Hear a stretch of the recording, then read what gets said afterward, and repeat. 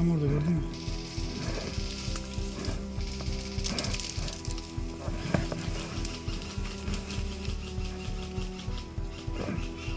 Hı? Tam şurada bak. Önde.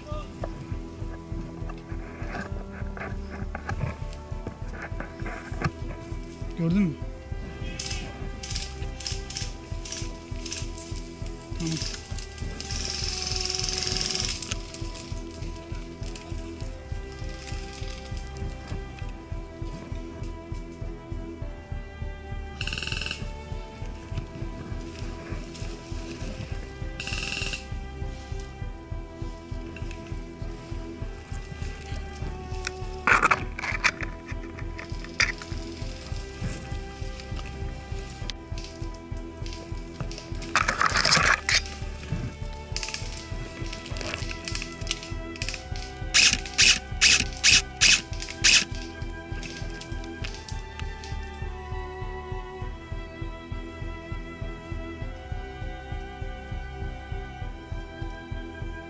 Ya medik sınırsız mı?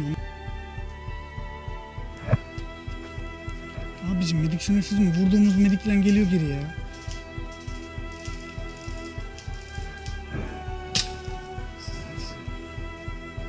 Ne oldu öyle?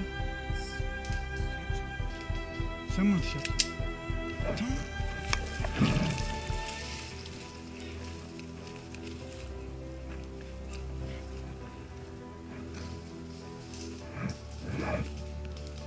Polisler bizi tutuyor. Yukarı çıkamayız.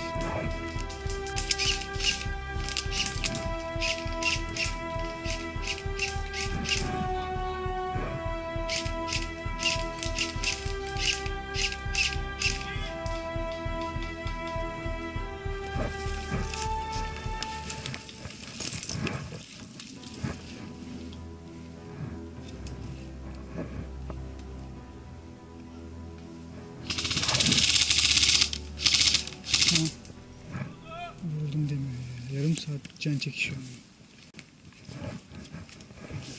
Tamam. Sen dişine vur.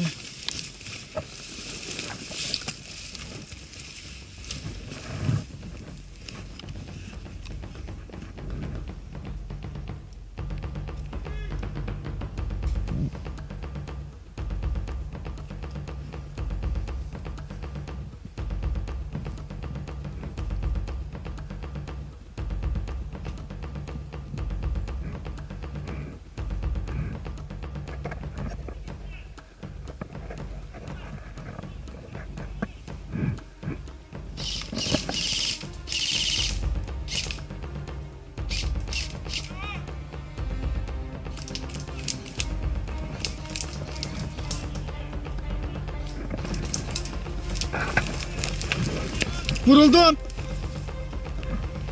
Vuruldum. Ben gidiyorum.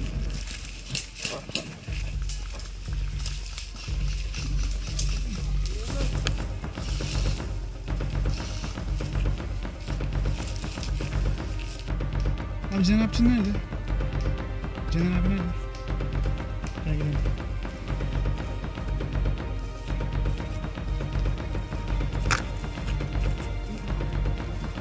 Caner abi nerede?